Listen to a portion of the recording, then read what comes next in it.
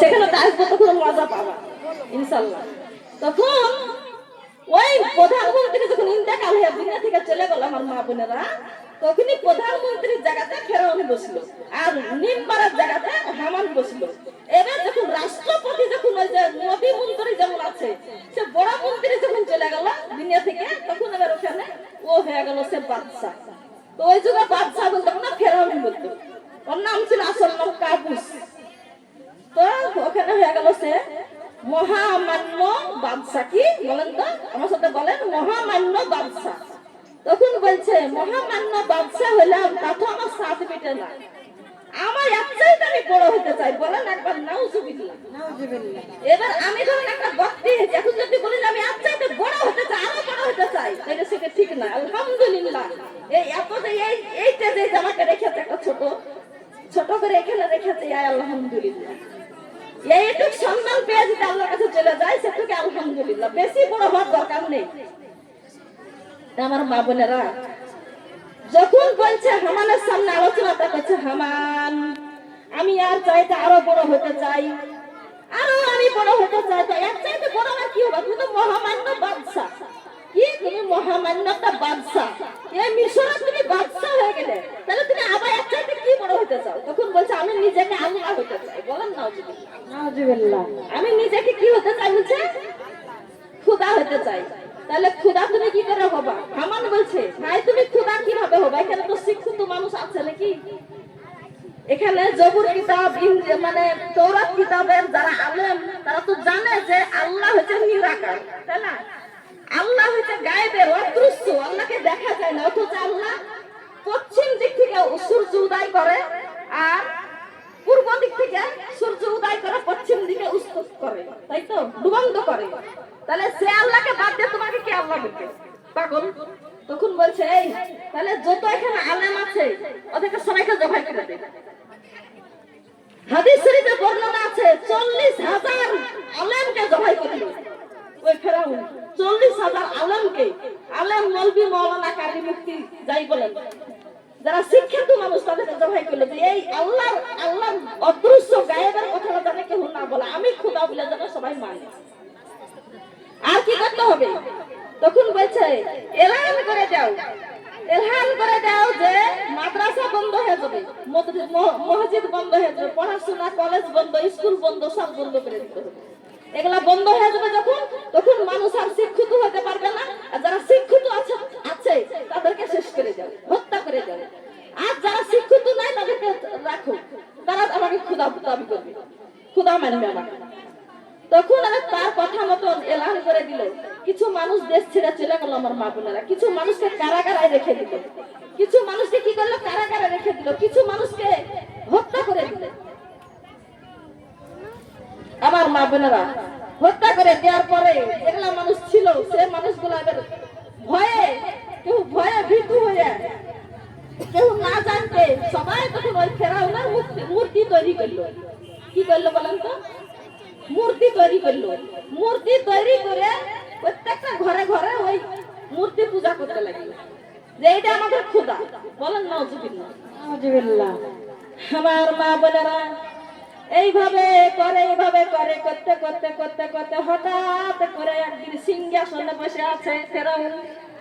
ফেরাউন যখন সিংহাসনে বসে আছে, তখন এবার ওই জ্যোতিষী একজন পণ্ডিত চলে এলো। জ্যোতিষী মানে গণক যাকে বলে, আমাদের ভাষায় কি বলি জানেন? আমরা গণক বলি। সে জ্যোতিষী হঠাৎ করে এসে বলছে, মহামান্য বাদশা, ওগো বাদশা, আমি এই রাজ্যের যা আমি পরিচালনা করে দেখেছি, আপনার রাজ্য আপনি ক্ষুধা দাবি কত বেশি দিন করতে পারবেন না। এই ক্ষুধা থেকে আপনাকে হতে দিবে এই বনী ইসরাইলের বংশের মধ্যে। গভীর হাদিস শুনেন, গজল শুনে কোনো লাভ নাই, হাদিস শুনেন, গজল মাঝে মাঝে হবে। আমার মা বোনেরা তখন বলছে, ও জ্যোতিষী তখন বলছে, মহামান্য বাদশা, আপনার এই রাজত্ব বেশি দিন চলবে না।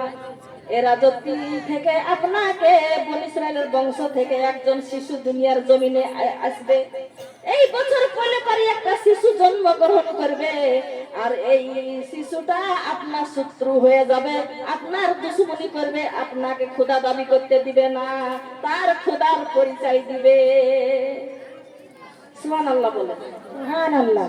এই কথা যখন বললেন তখন আবার ওই ফেরাউন তখন ঘাবড়িয়ে গেলেন। কি গেলেন? ঘাবড়িয়ে গেলেন। ঘাবড়িয়ে যাওয়ার পরে তখন বলল, ও রে হামান, আমার অনুসারীদেরকে বলে দাও, আমার প্রজাদেরকে বলে দাও, প্রত্যেকটা বাড়িতে বাড়িতে জানে ধাত্রী রেখে দেয়। ধাত্রী মানে দায়, ধাত্রী মানে দায়। ওই দায় জানে রেখে দেয়, কোন বাড়িতে ছেলে সন্তান হয়েছে তাকে জানে জবাই করে ফেলে। যতই ছেলে সন্তান হবে মায়ের কোল থেকে টেনে নিয়ে জানে জবাই করে দেয়। টেনে ছেলে সন্তান এই বছরে যতই ছেলে সন্তান হবে তার মধ্যে একজনকে যদি বেঁচে রাখা যায়, আর সেই যদি আমার শত্রুতা করে, তাহলে আমার আর আমি খোদা দাবি করতে পারবো না, আমাকে এই মহা সিংহাসন ছেড়ে দিতে হবে, আমাকে কেউ খোদা মানবে না। বুঝতে পারলেন? বাদশা মানবে কিন্তু খোদা মানবে না, খোদা হবে। নাউজুবিল্লাহ বলে। নাউজুবিল্লাহ। আমার মা বোনেরা গো, এবার তখন কি বলছে ফেরাউন যখন এইটা যখন হুকুম দিয়ে দিল গো মা বোনেরা, তখন ওই প্রত্যেকটা বাড়িতে বাড়িতে ধাত্রীরা খবর দেয় এই বাড়িতে আজকে একটা ছেলে সন্তান হলো। যখন এইটা যখন শুনতে পায় তখন ওই ফেরাউনের প্রজারা কি করে, অনুসারীরা ওই চাকু দিয়ে জবাই করে নীল নদীতে ফেলে দেয়। কার মায়ের সন্তান কে আবার দিতে চায়, কলিজার টুকরা কোলে নিয়ে বসতে পায় না, যখনই সন্তানটা হয় তখনই তার কোল থেকে কেড়ে নিয়ে তাকে জবাই করে নীল নদীতে ফেলে দেয়। ও আমার মা বোনেরা গো, এবারে তখন এবার কি করলো, ওই যে 1 বছর ধরে সন্তান গুলা সব শেষ হয়ে যায়।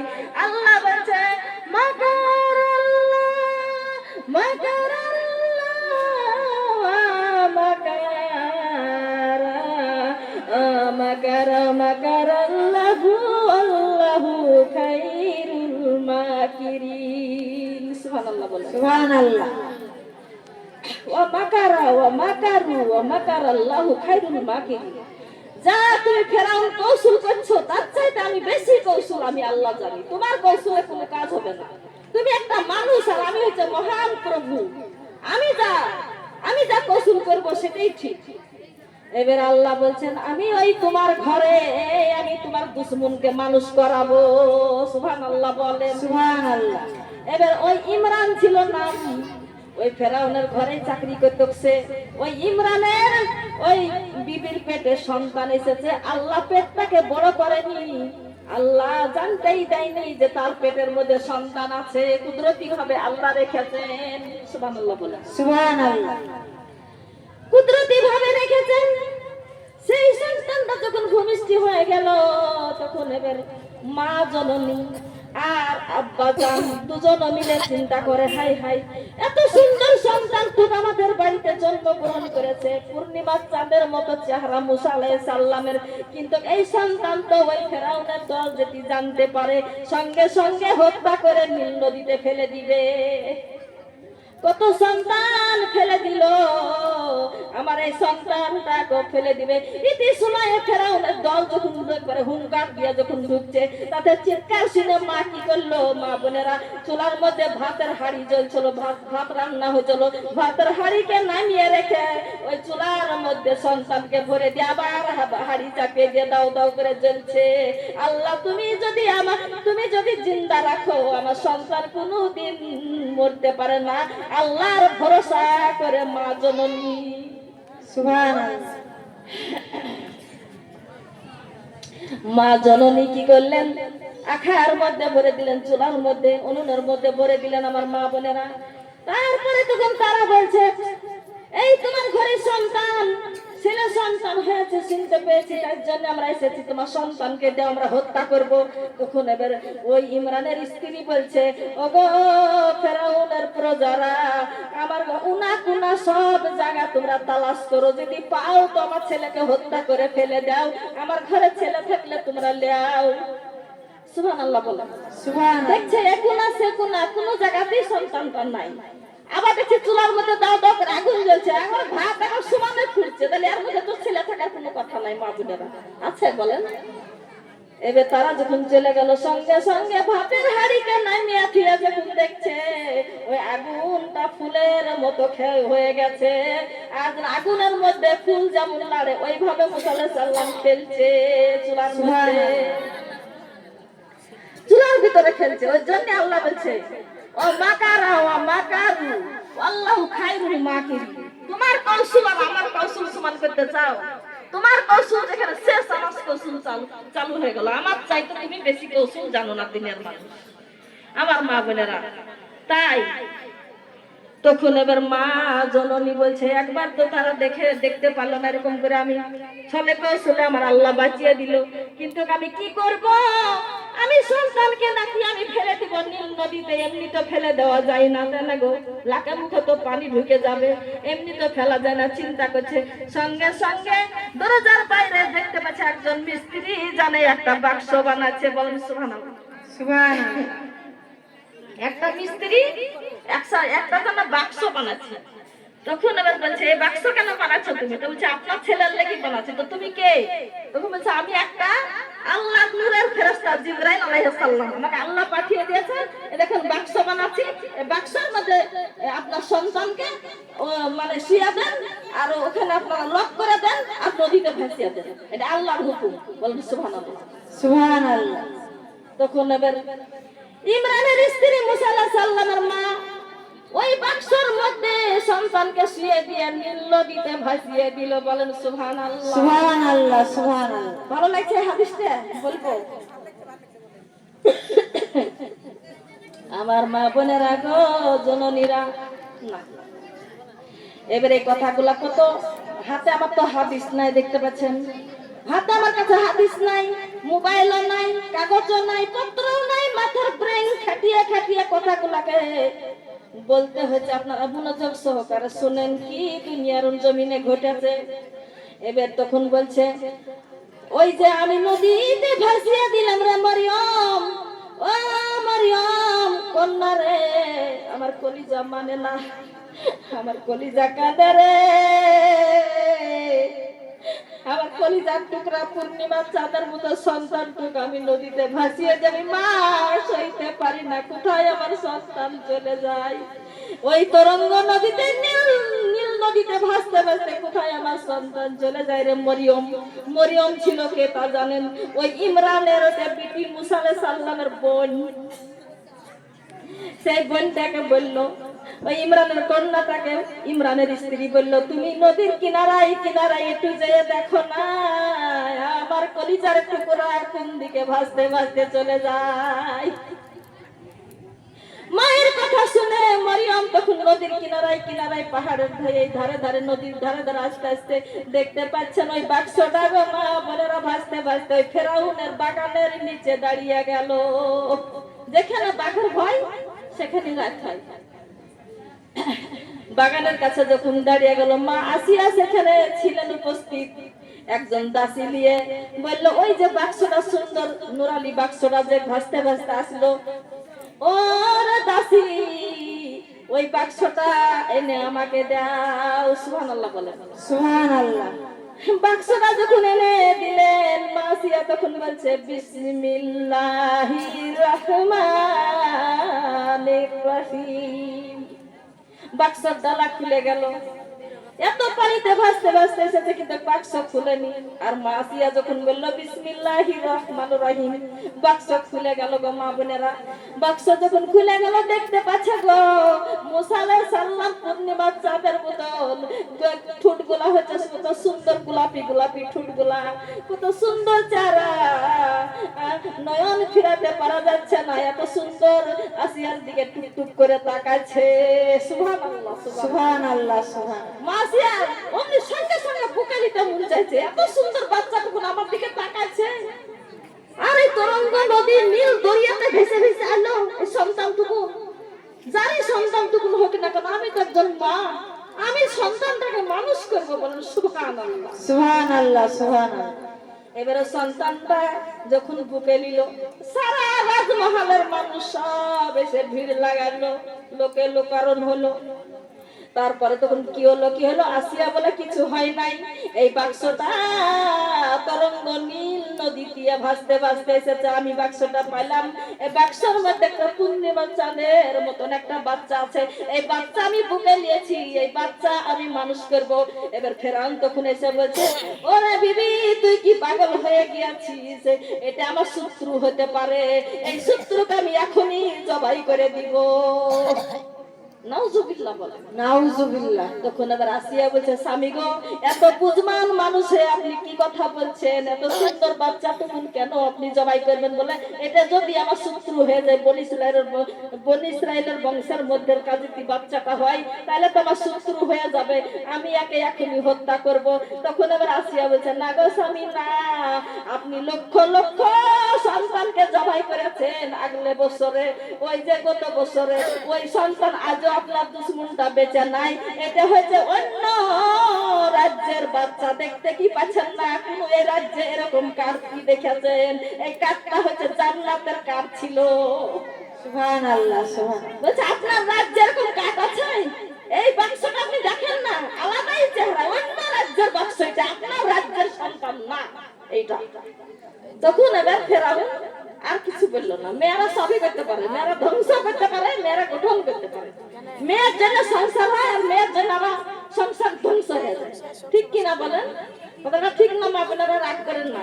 মেয়ে যদি মেয়ে গুলো ভাত আর মেয়ে গুলো আভাত না, কি বলেছে মেয়েরাই একটা সুযোগ করে। তো মেয়ে যদি ঠিক থাকে তো সংসারে উন্নতি হবে। তখন এবার বলছে, বিবি রে, সন্তান তো ধীরে ধীরে বড় হয়, সবার ময়া জাগবে, কিন্তু সন্তান আমার পরকাল আবার ক্ষতি করবে না, তো আবার ওকে ভয় লাগে। তো না না, কি বেকার কথা বলেন আপনি, এই সন্তান কি করে ক্ষতি করবে? অন্য রাজ্যের সন্তান, আগলে বছরে কত সন্তান আপনি হত্যা করলেন, এই সন্তান কি এখনো বেঁচে আছে? আপনি সব বাদ দেন, আপনার কাজ আপনি করেন, আপনি রাজমহলে চলে যান, আমার কাজ আমি করছি। তো ঠিক আছে, করো তাহলে। এবার আসিয়া বলছে একটা ধাত্রী রাখতে হবে। কেন? আগেকার যুগে কি করতে জানেন? প্রত্যেকটা বাড়িতে সন্তান মানুষ করতে পারতো না, একটা করে ধাত্রী রাখতে না, দাই মা, কি মা বলে ওটাকে, দুধ মা, দুধ মা রাখতে, ধাত্রী রাখতে। তখন বলছে, সব হেল করে দাও, কার বুকে দুধ আছে, কার স্তনে দুধ আছে, সে দুধ খাইয়ে আমার সন্তানটাকে মানুষ করবে, আমি মা হব তার, আর সে হবে তার দুধ মা, ধাত্রী মা। তখন সবাই বলে আসছে যে এই আসিয়ার বাড়িতে যদি এই কাজটা করতে পারি, সন্তানটাকে মানুষ করে দিতে পারি, তাহলে পরে আমরা অনেক, আমরা হীরা আর সোনা মুদ্রার আমরা মালিক হবো, অনেক টাকা পয়সা, সে হচ্ছে একটা রানী, সব আমাদেরকে দিবে। সবাই মিলে মানে বাচ্চাটাকে কোলে নেয়, স্তনে দুধ খাওয়াতে দেয়, কাউরে দুধ মুখ লাগাই না। বলেন সুবহানাল্লাহ সুবহানাল্লাহ। কার স্তনে মুখ লাগায় না, যতই সুন্দরী নারী হোক, মানে ওর স্তনে দুধের গুণ আছে, তবে দুধে মুখ লাগাই না। তখন আসিয়া চিন্তা হয়ে গেল যে এই সন্তানকে কি আমি মানুষ করতে পারবো না? আল্লাহ, আল্লাহ তুমি এত সুন্দর সন্তানটা আমার বুকে দিলে, আল্লাহ পূর্ণিমা চাঁদ খেল, এত সুন্দর চেহারা, এই সন্তানকে আমি মানুষ করতে পারবো না। তাইলে একটা দুধ কাহিনী খাচ্ছে না, যখন মুখে নিচ্ছে না, আমি কি করতে পারি? ইয়া মাওলা।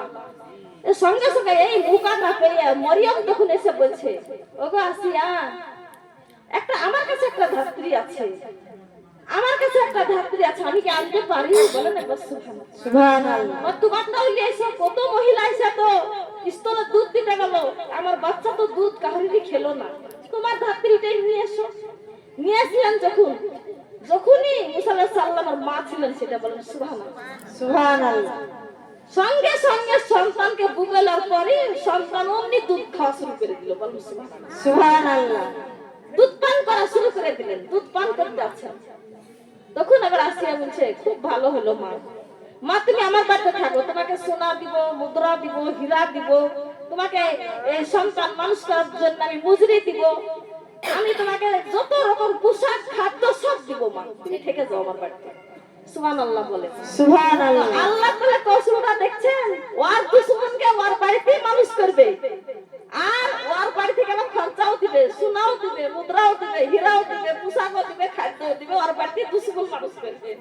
সুবহানাল্লাহ বলেন। আল্লাহ সুবহানাল্লাহ। আল্লাহর কৌশলটা দেখেন, আল্লাহরই খেলা গো মা বোনেরা। তখন আবার বলছে ঠিক আছে তাহলে মা তুমি মানুষ করো সন্তান, সন্তান বড় হলে আমাকে মা বলবে, তোমাকে ধাত্রী মা বলবে। কিন্তু মুসা আলাইহিস সালাম তো ওটি আপন মা, ও তো জানছে না সেটা। এইভাবে থাকতে থাকতে আমার মা বোনেরা যখন বুঝতে শিখে হামা টানতে যখন চাই, হামা টানে যখন, তখন আরো যেন ফুটফুটা চেহারা হলো সন্তানটা। মানে দেখে মনটা ভরে যায়। সকল রাজমহলের সকলেই ওই মুসা আলাইহিস সালামকে কোলে নেয়, চুমা খায়, বুকে নেয়, মলিতেই জানে মজা লাগে। আর আলাদা একটা চেহারা। একটা ছেলে যখন হাসতে শিখলো, মুচকি মুচকি হাসবে, তাকাবে, তখন দেখবেন সবাইকে নিতে মন যাবে, নিতে মন যাবে না সন্তানটাকে। এবার ফেরাও না কোলে নিয়ে